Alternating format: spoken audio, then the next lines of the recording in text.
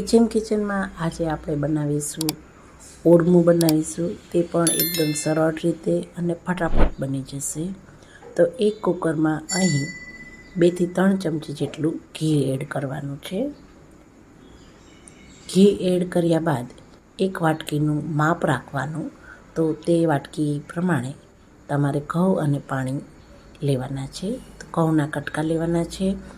તો આપણે એને ઘણીવાર ફાડા ઘઉં પણ કહેતા હોઈએ છીએ, ઘણા દલીયો પણ કહેતા હોય છે.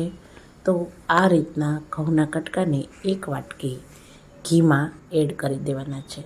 હવે ગેસની ફ્લેમ સાવ ધીમી પણ નહીં અને વધારે ફાસ્ટ પણ નહીં, એવી મીડિયમ રાખવાની છે. અને આપણે જે ઘઉંના ફાડા લીધા છે તેને સરસ રીતે શેકવાના છે. આ રીતે તેમને સતત ચલાવતા શેકતું જવાનું છે. તમે જોશો કે જેમ જે દાણો ઘઉંનો શેકાતો જશે તે સફેદ થતો જશે અને ફૂટી અને થોડો ફૂલાઈ જશે. તે રીતનો ઘઉંના ફાડા તૈયાર થઈ જશે. જો આ રીતે મારા બધા જ ઘઉંના ફાડા શેકાઈ ગયા છે. વધીને મારે 4 થી 5 મિનિટ શેકતા લાગી છે.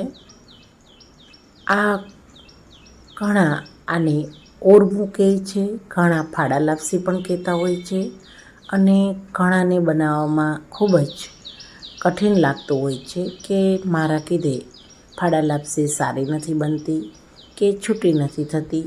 તો આ રીતે મિત્રો બનાવશો તો તમારે ફાડા લાપસી એકદમ સરસ તૈયાર થશે, એક દાણો છૂટો થશે. તો મેં તમને બતાવ્યું કે આ રીતે ઘઉંના ફાડા સરસ શેકાઈ ગયા છે. હવે તેની અંદર આપણે પાણી એડ કરવાનું છે. 1 વાટકો આપણે ઘઉંના ફાડા લીધા હતા, તો 3 વાટકા આપણે પાણી એડ કરવાનું છે. ખાસ પાણીનું અહીં ધ્યાન રાખવાનું. તમારે પાણી આ રીતે તમે લીધેલું હશે તો તમે એક્ઝેક્ટ માપ સાથે ઓરમું તૈયાર કરી શકશો. હવે કુકરને બંધ કરી અને તેની 3 વિસલ આવે ત્યાં સુધી આપણે થવા દેવાનું છે. 3 વિસલમાં ઘઉંના ફાડા સરસ ચડી જશે. તો હવે હું કુકરને બંધ કરી દઉં છું અને તેની 3 વિસલ આવે ત્યાં સુધી તેને થવા દેશું. તો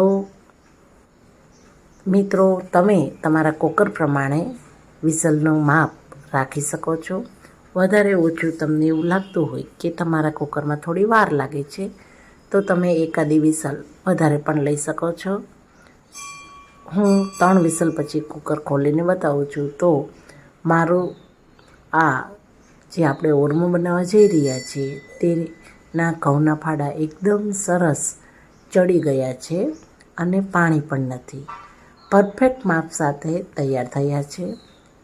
હવે આને તમે કોઈ એક કડાઈમાં પણ લઈ શકો છો, પણ મારું કુકરનું તળિયું જાડું જ છે તો હું આની અંદર જ બનાવી રહી છું. થોડી મેં કિસમિસ નાખી અને માપ પ્રમાણે ખાંડ એડ કરી. ખાંડ અહીં 1 વાટકો ઘઉંના ફાડા હતા તો મેં અડધાથી ઓછી વાટકી જેટલી ખાંડ લીધી છે. અને હવે મિત્રો, જે પ્રમાણે જરૂર પડશે તે રીતે ઘી એડ કરતા જશું. અહીં મેં 3 ચમચી ઘી એડ કર્યું છે. શરૂઆતમાં ઘી વધારે એડ નથી કર્યું. એનું રીઝન હતું કે તમે કુકરમાંથી જ્યારે પણ વરાળ નીકળે, વિસલ વાગે ત્યારે તેમાં જે ઘી રહેલું હોય છે તે બહાર નીકળી જાય છે, માટે ઘી ઓછું એડ કર્યું હતું.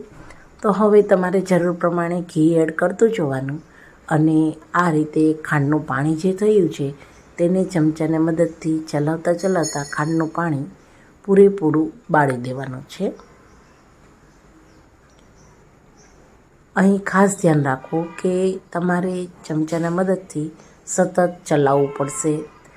ગેસ ઉપર તેને ઘઉંના ફાડાને એકલા મૂકીને જશો તો નહીં ચાલે. અને આપણે જે કિસમિસ નાખી છે તે કિસમિસ પણ સરસ ફૂલાઈ જશે. તમે જોઈ શકો છો અંદર મારી કિસમિસ ઘણી બધી ફૂલાઈ ગઈ છે. એટલા માટે જ કિસમિસને થોડી પહેલાં એડ કરી દઈએ છીએ. હવે આ રીતે ધીમા ગેસે ખાંડનું પાણી બાળતું જવાનું અને ચમચાના મદદથી ચલાવતું જવાનું. મિત્રો, ખૂબ જ ઇઝી રીતે તમે આ લાપસી બનાવી શકશો. મને હજી પણ ઘીની જરૂર પડી છે તો હું હજી થોડું ઘી એડ કરું છું. જો તમે એકદમ વધારે ઘીવાળી આ ફાડા લાપસી ખાતા હોય તો તમે વધારે પણ ઘી એડ કરી શકો છો. એટલું જોવાનું કે આપણે નીચે જે પણ વાસણ લીધું હોય તેના તળિયામાં આ લાપસી ના ચોટે તેનું ખાસ ધ્યાન રાખવાનું. તે પ્રમાણે ઘી એડ કરતું જવાનું. વધારે ઘી હશે તો મોઢામાં ચીપચીપો જેવું લાગશે.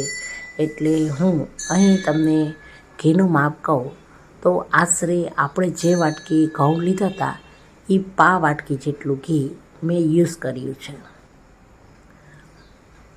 હવે તમે જોઈ લો કે ઘઉંના ફાડા સરસ છૂટા પણ થઈ ગયા છે અને ખાંડનું પાણી ઘણું બધું બળી ગયું છે.